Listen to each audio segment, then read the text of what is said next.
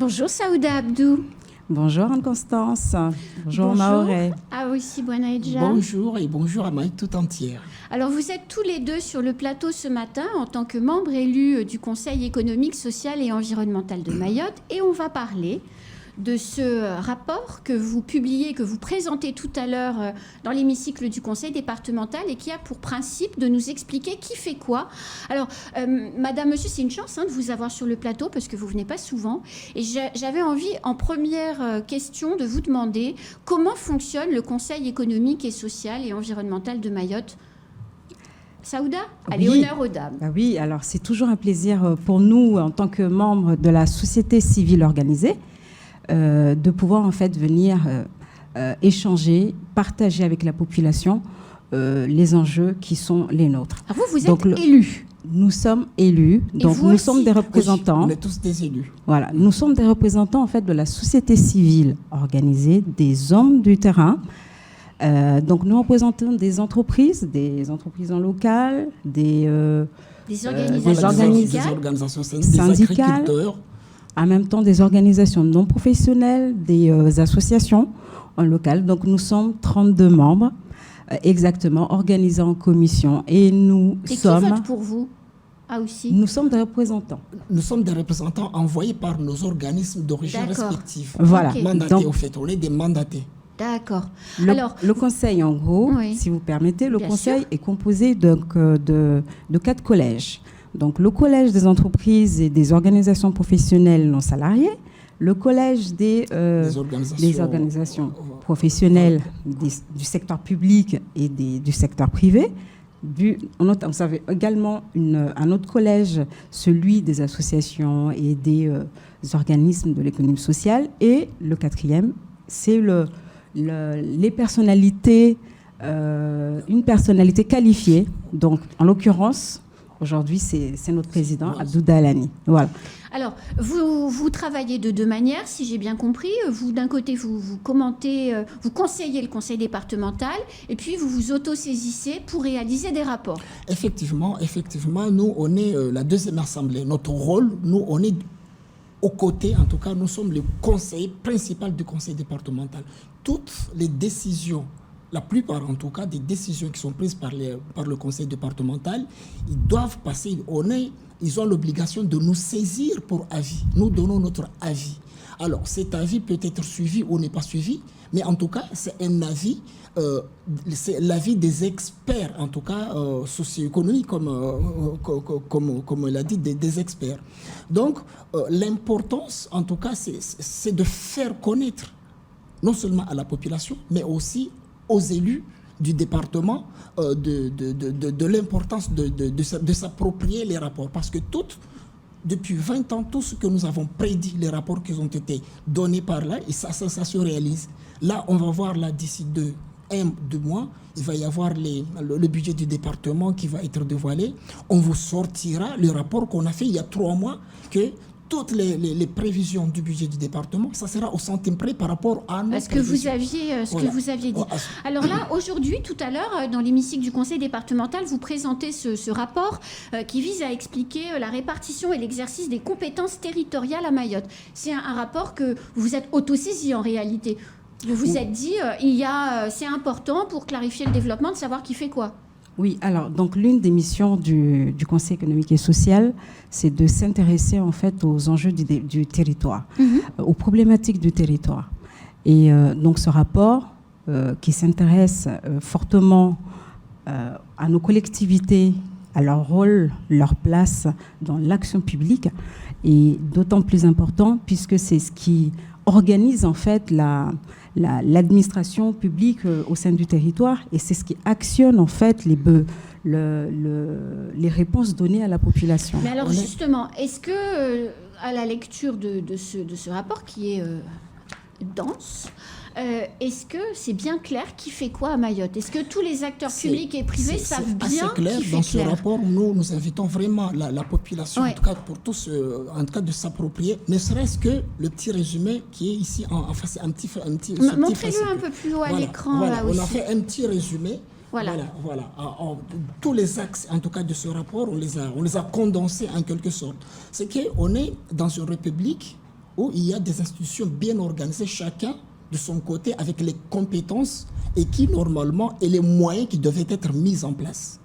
Aujourd'hui, il s'avère que Mayotte peine à avancer au sein de ce grand république, oui, parce que, tel que les choses sont conçues à l'origine, ne peut pas forcément correspondre à notre façon de faire ici. Et que parfois, il faut adapter. Seulement, ce que nous voyons au jour d'aujourd'hui, c'est que cette adaptation n'est pas une adaptation voulue par la population, par les élus de Mayotte, mais plutôt nous avons l'impression, c'est ce que dit tout ce rapport, en tout cas tout au long dans les 4 axes, c'est une adaptation qui est subie plutôt par les élus. Mais donc, c'est indispensable quand même cette adaptation pour pouvoir capter les fonds.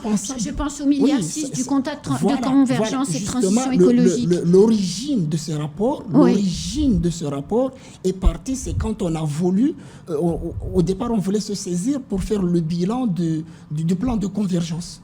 Tout à fait. Voilà, du plan de convergence. On a commencé à travailler, en une semaine on a dit, écoutez, on ne peut pas, parce qu'on a invité, en tout cas en une semaine, sur 2 invitations, on s'est rendu compte qu'il y avait confusion de rôle. Ou bien, il n'y avait pas de définition de rôle de chacun. Ce qui traduit la non-consommation des crédits, d'ailleurs, la non-consommation des crédits. Donc, on s'est dit, au lieu plutôt de faire un bilan, il faudra qu'on puisse savoir à chacun ici qui est responsable de quoi. Saouda, la non-consommation des crédits, est-ce que c'est dû au fait que les rôles ne sont pas bien clarifiés ou au fait que les procédures administratives sont extrêmement fastidieuses ?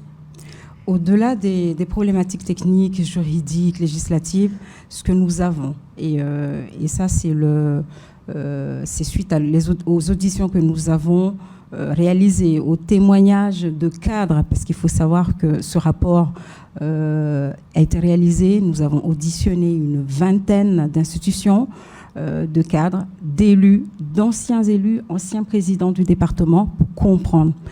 Et donc, la difficulté aujourd'hui, c'est que nous ne consommons pas les dotations qui nous sont conférées parce que souvent, nous sommes mal organisés. Nous sommes mal organisés dans le sens où, comme vous le savez, ça fait 20 ans que l'institution, que le département se transforme. Au-delà des statuts, donc le département, la déconcentration. Oui, puis il y a plus de compétences, etc. Tout à fait.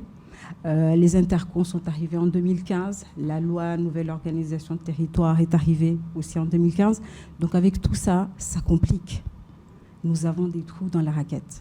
Et personne ne sait d'où ça vient. Et c'est ça, en fait, quand nous avons interrogé, que ce soit l'État, le département, les collectivités, les intercos, chacun, souvent, se renvoyait la balle. Ou chacun ne savait pas ce que l'autre faisait ou devait faire. Alors, c'est quoi la solution ? La solution, d'abord, c'est de définir les règles. C'est au jour d'aujourd'hui, Mayotte connaît une multitude de dérogations au droit commun. Seulement, ces multitudes de dérogations, on donnera quelques exemples.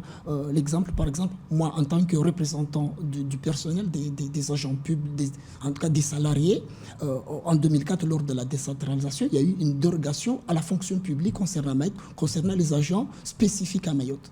Donc, cette dérogation, justement, nuit à l'avancement des agents, à l'épanouissement même des agents. Il y a des dérogations c'est pour cela que j'ai dit, ce n'est pas des dérogations. La loi sur les 3DS, la spécification des territoires, dans les autres territoires, ils s'approprient cette loi pour mettre en valeur leur spécificité. Alors qu'ici, à Mayotte, cette spécificité... On s'en occupe même pas. Voilà, on s'en occupe même pas. Et non seulement on s'en occupe pas, c'est qu'on nous l'impose. C'est-à-dire, cette loi permet de nous écarter, en quelque sorte. L'exemple tout récent, là, on est sur la retraite. Oui. Et le ministre qui dit, cette loi ne concerne pas Mayotte. Alors que nous, on est les premiers concernés. Rien n'est défini, aucun code ne s'applique ici à Mayotte, voyez-vous. Alors que c'est le mot occasion, là, justement, de refaire les choses. On nous dit que ça ne vous concerne même pas. Voyez-vous. Pour celles et ceux, parce que c'est déjà on arrive déjà au terme de cet entretien, pour celles et ceux qui sont intéressés par ce que vous avez dit et qui ont envie d'en savoir plus, c'est 10 heures. Et c'est dans l'hémicycle du conseil départemental. Tout à fait. Mais ce qu'il faut savoir, c'est que le rapport est d'ores et déjà disponible sur le site internet du CESEM, donc cesem.yt, mais également, vous pouvez l'avoir aussi, et c'est l'intérêt même, et c'est l'objectif même de ce rapport, c'est que toute la population pourra l'avoir en librairie, c'est disponible, allez-y, vous avez... C'est gratuit voilà. On a quand même beaucoup d'éditions qu'on va donner, bien sûr, qu'on va partager. Mais ce qu'il faut dire, c'est qu'il ne faut pas avoir de ce livre, dire que c'est volumineux, ce n'est pas du tout volumineux. À l'intérieur, c'est écrit par quelqu'un qui écrit bien. Non, par quelqu'un qui peine à écrire. D'accord, donc c'est un français très très facile que tout le monde peut comprendre. Parfait. Si moi j'arrive à le comprendre, c'est que tout le monde peut le comprendre. C'est destiné à tout le monde, aux décideurs, de tout le monde. à la population. Et donc allez-y, interrogez-vous, surtout les décideurs, parce que c'est important, c'est pour le développement de notre territoire. Comment est-ce qu'on fonctionne ? Tout à fait. Merci beaucoup, madame, monsieur. Et à tout à l'heure dans Merci à vous. l'hémicycle du conseil C'est nous qui vous départemental. remercions et que puis on prend vraiment votre proposition de revenir et puis de commenter thème par thème tout l'ensemble de ce rapport pour expliquer à la population. C'est dense. Allez, c'est la fin de ce temps de parole. Tout de suite, la suite de nos programmes.